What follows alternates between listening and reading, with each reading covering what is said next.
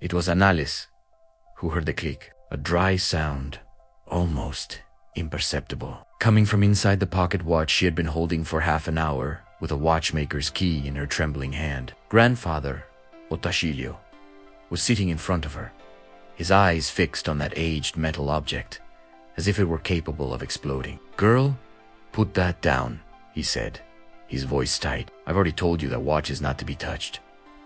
But it was too late. The back cover, stuck for more than 50 years by a jammed mechanism, gave way, and insidit, folded in four, yellowed by time. There was a piece of paper that no one in the family had ever known existed. Otacilio rose from the chair as if he had taken a blow to the chest, and it was there, in the simple kitchen of the mud-walled house, that Analis understood that the watch did not only mark the hours, it held a secret that had crossed 3 generations without anyone having the courage to ask. To help you understand how we arrived at that moment, I need to go back a little in time. Come with me, and I will tell you this story. Analis Becerra was 24 years old and worked as an apprentice at Sue Nestor's watch shop, the only clock repair place in the village. She liked that quiet craft, looking inside the gears and understanding how such a small mechanism could hold so much precision.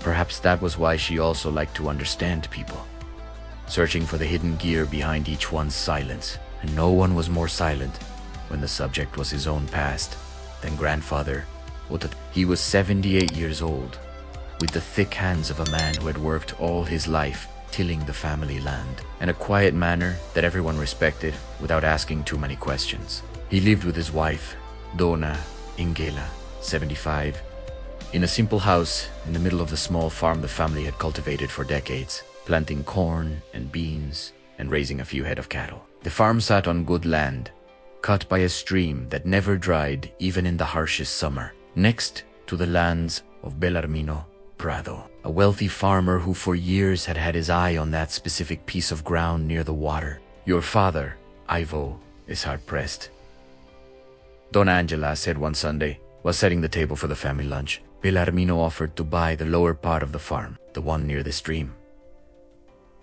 Analis felt her stomach tighten. She knew her father had been facing debt since the previous year's harvest had been poor, and she also knew that piece of land, close to the water, was the most fertile on the whole farm. Ivo, 50 years old, arrived a little later, his face tired from carrying a weight he did not want to share. He sat at the table and, after a long silence, spoke. "Father, I know you don't even want to hear about this, but the accounts don't balance. If we sell only that strip near the stream, it will pay everything and still leave enough to invest in the rest of the land."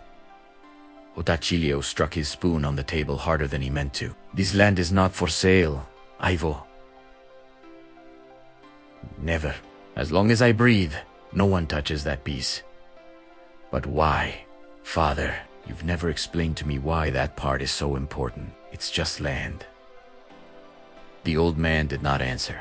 He stood up, went to the bedroom and, as he did every night before sleeping, took from the pocket of his vest the pocket watch he had carried since he was young, looked at it for a long moment, and put it away again without opening the back cover, the one that had been jammed for so long that no one remembered trying to open it anymore. Analis watched in silence. It was not the first time she had seen her grandfather make that almost religious gesture, but it was the first time she seriously wondered what the watch held. In the days that followed, she noticed other details. Whenever someone mentioned Bellarmino Prado's name, her grandfather tensed. Whenever someone spoke of the lower part of the farm, he changed the subject. And, stranger still, whenever anyone tried to touch the watch, even just to admire it, he put it away quickly, as if protecting something greater than a simple family object. One afternoon, Analis was alone with her grandmother, helping hang the laundry on the line. "Grandma, do you know why Grandpa is so closed about that watch?" Donna Angela sighed, looking toward the horizon, as if choosing her words carefully. "Your grandfather carries old things, my daughter. Things from before me. I never asked too much, because I learned in these 50 years of marriage to him that there is a kind of love that is also made of respecting the other's silence. But I know that watch has to do with a debt of honor he has carried since he was a young man. And I know that whenever Bellarmino appears around here, that debt weighs heavier. Weren't you ever afraid of not knowing? Of marrying a man who kept a secret of that size? The grandmother smiled. A tired smile, but without any bitterness. Fidelity is not having no past, Ona. It is choosing every day to stay. Your grandfather never failed to respect me, never betrayed me, never put anything above our family. A secret kept with pain is not the same as a lie told with bad intention. One day, when he is ready, that watch will open, and I will be here at his side, the way I always have been.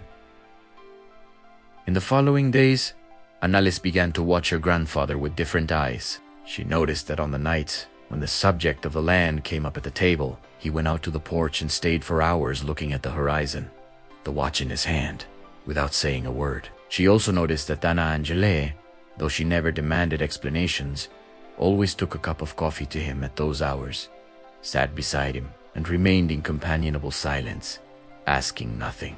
Don't you ever feel the urge to know everything at once, Grandma? Annales asked one of those nights while they washed the dishes together. I do, my daughter, but I learned that forcing a closed door only hurts both hands, the one that pushes and the one that holds from the other side. Some truths only give themselves when the person is ready to put the weight down alone.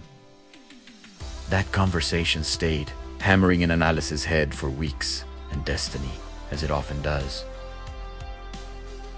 did not take long to push things forward. One Saturday morning, Otacilio arrived at the watch shop, carrying the watch wrapped in a cloth, his face downcast. It stopped working. Seu Nestor. First time in 56 years that it has stopped. Su Nestor, already advanced in years and with tired eyesight, examined the mechanism from above and shook his head. Otacilio, my friend, my hand is no longer as steady as it used to be. This mechanism is fine, delicate. If I handle it wrong, I can ruin it for good. Let Annales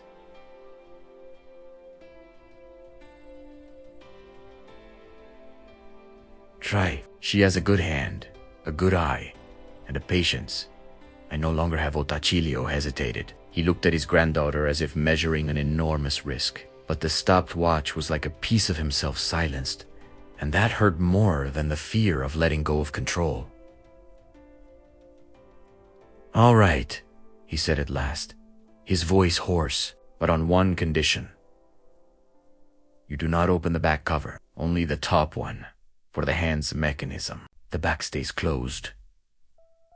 Annales promised, and that was how she spent the entire afternoon bent over that watch, adjusting tiny gears, cleaning dust accumulated over decades, feeling with every piece she touched that she was handling something far greater than a spring mechanism. It was when, trying to reseat a spring in the right place, her hand slipped and lightly struck the back cover. The metal, already weakened by time and by the rust built up in the internal hinges, gave way with a dry click, and it was there.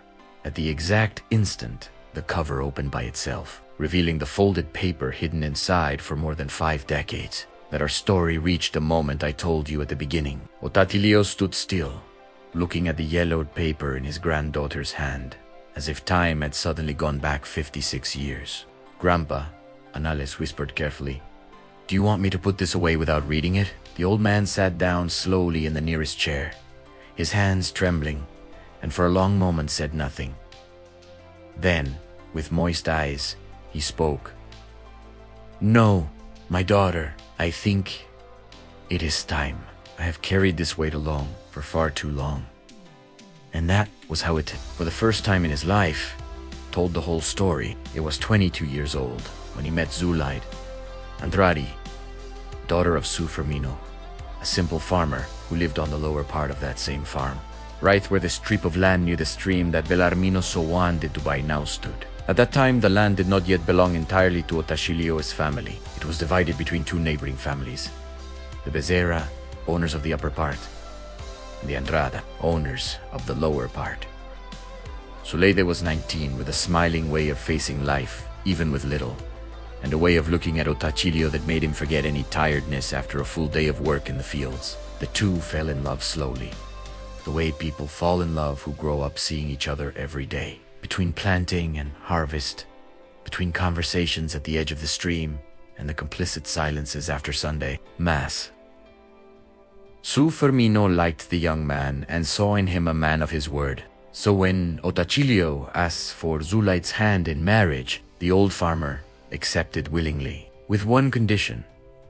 The young man first needed to save enough money to build a house of his own, since both families were simple and could not pay for everything alone. Otacilio accepted the challenge with a heart full of hope. He found work in a more distant region where they paid better for the harvest season, and promised to return as soon as he had saved enough. Before leaving, Su Firmino called the young man and gave him the pocket watch, a family object that had passed from father to son for generations. Otacilio, this watch marked the time of many good people in my family. I want you to carry it while you are away, to remember that time passes, but true promises withstand it and keep something inside it.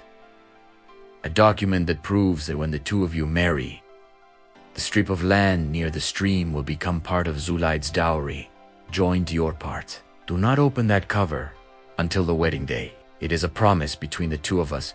Otacilio left with a full heart, and the watch kept like a treasure. Only the time that the watch so promised to respect was cruel to the two young lovers.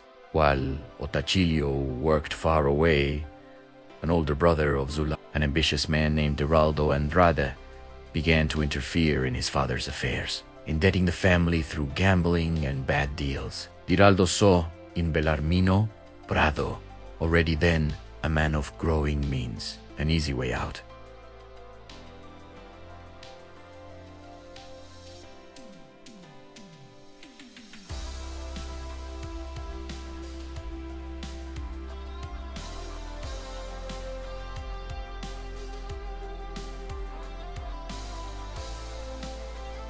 Taking advantage of the fact that Belarmino had taken an interest in the girl, Zulaid wrote letters to Otacilio, telling him what was happening, begging him to come back earlier. But Diraldo, discovering the correspondence, began intercepting the letters before they reached the village post office, burning each one in secret. On the other side, Otacilio also wrote, telling how much he had already saved, promising to return in a few months. But his letters, addressed to the Andrade family, never reached Zulaid's hands either, intercepted by the same brother. Without news from either side, each was fed by rumors planted by Diraldo. To Zulaid, they said that Otacilio had found another woman in the distant land and did not intend to return. To Otacilio, when he finally came back, almost a year later, they said that Zulaid was already promised to Belarmino Prado of her own will, tired of waiting. Only many years later did the truth about Diraldo begin to come to light, piece by piece. An old neighbor of the Andrade family, already advanced in years, told a relative that she had once seen Diraldo burning envelopes behind the chicken coop, muttering to himself that that engagement would not take place while he still had breath. At the time, no one paid attention to the loose comment of a forgotten old woman. Only later, looking back, did the pieces begin to fit. But at that moment, neither Otacilio nor Zulaid had any way of knowing any of this. Each carried alone the certainty of having been forgotten by the other. The young man, with a broken heart, and without the courage to seek Zulaid and hear the truth from her own mouth, thinking he would interfere with her happiness, kept the watch, kept the pain, and never again opened that cover. Years later, he met Angela, a girl from another neighboring village, hard-working and generous of heart, and built with her a true family, made of respect and loyalty renewed every day. I loved your grandmother with sincerity, Annalise, Otacilio sighed, his voice tight. That was never a lie, but I never had the courage to open this watch, because opening it was to face a question I was afraid of the answer to. Did I give up too soon? Would everything have been different if I had sought Zulaid to hear her truth? Annalise held the paper carefully, still without reading it. Grandpa, do you know what happened to Zulaid afterward? Otacilio shook his head. I know, she never married Bellarmino. I heard years later that she refused the marriage and went to live in the neighboring village, alone, working as a seamstress. I never again had the courage to look for her. I was already married, already had a family. I thought reopening that would be unfair to your grandmother. On the document part, Grandpa. What did Firmino write? Otacilio looked at the paper in his granddaughter's hand and, for the first time in 56 years, nodded. I think it is time to find out. Annalise unfolded the paper with the utmost care, fearing it would come apart between her fingers. The handwriting was firm, despite the age of the document, and the text, drawn up and signed before 2 witnesses from the village, said exactly what Firmino had promised. On the day of Otacilio's marriage to Zu, the strip of land near the stream would permanently become part of the joint property of the 2 families, joined to the upper part that belonged to the business. But there was one more detail that no one had known until that moment. The document also made clear that if the marriage did not take place for any reason beyond the will of the betrothed, that strip of land would remain, in any case, registered as the legitimate property of the Andrade family, and could never be sold or transferred without the direct consent of Zulight's heirs. Annalise felt her heart race. Grandpa, this changes everything. If this document is valid, the strip of land Bellarmino has his eye on does not in fact belong to our family alone. And worse, if Bellarmino really buys that piece from my father, he may be buying land that is not entirely ours to sell. Otacilio went pale. God forbid. If that is true, your father may be about to make an enormous mistake without even knowing it. They lost no time. That same afternoon, they gathered Ivo and Donna Angela in the living room of the house, and Otacilio, with a trembling but firm voice, told the whole story, hiding nothing more. He told about Zulight, about the intercepted letters, about the document kept for more than 5 decades inside the watch. It was Annalise who, at the end of the account, asked the question that had been hanging in the air since the afternoon at the watch shop. Grandpa, what if Bellarmino already knows all this? What if that is exactly why he has always insisted so much on that strip of land, knowing it was never completely ours? Otacilio was thoughtful for a moment. I don't know, my daughter, but whatever his reason, the truth is now on our side. Undocumented truth, with witnesses and registration, is worth more than any insistence. Ivo listened to everything in silence, and in the end, instead of anger, what took hold of him was a mixture of astonishment and relief. Father, that explains so much. It explains why you always locked up when I talked about selling that piece. You were not being stubborn for nothing. You were keeping a promise.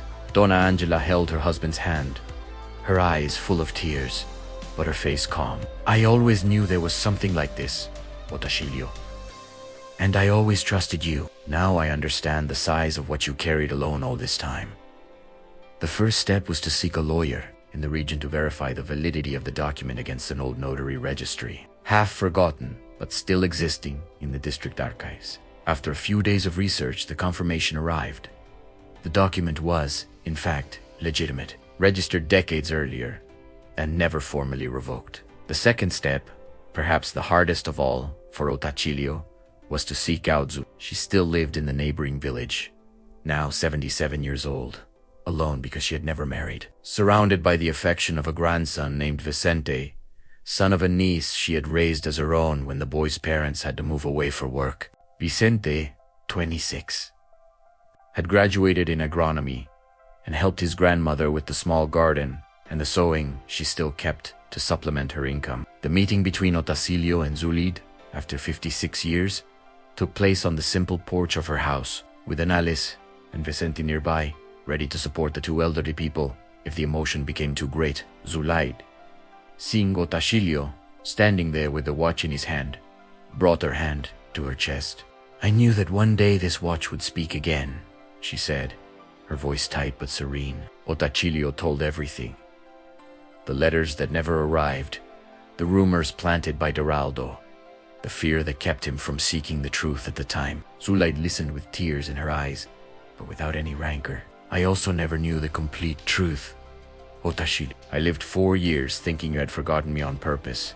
Only later, much later, an old neighbor told me that my brother had been making letters disappear. But when I found out you were already married with a small child, I did not have the courage to knock on your door and undo the life you had built. I chose to remain silent the way you chose. I am very sorry for the lost time, Otacilio sighed.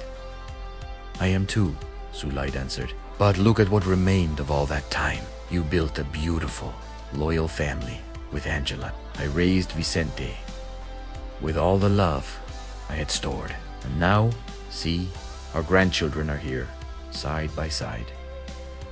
Anales and Vicente looked at each other, a little awkward, but with a shy smile beginning between them. In the following months, with the document officially recognized by the notary, the strip of land near the stream was divided fairly between the two families, exactly as Su Firmino had wished decades earlier. Ivo was able to renegotiate his debts without needing to sell anything to Bellarmino, who, faced with the documentary proof, withdrew any claim on that piece of ground. Otacilio and Zulaid finally became true friends in old age, bringing the two families together for Sunday lunches that began to alternate between the two houses. Donna Angela, far from feeling jealousy, was the one who most insisted that this friendship be cultivated. You lost too much time fighting with silence, she would say, smiling as she served the coffee. Now it is time to enjoy what is left. Analas and Vicente, for their part, began to meet more often. First, to take care of the legal details of the land. Later, simply because they enjoyed each other's company. What began as a friendship born of an old secret gradually turned into something more. As for the watch, Otacilio decided it was time to have it properly repaired, now with no fear at all of opening the back cover. And in place of the old document, which had been delivered to the notary for the proper records, he kept a recent photograph.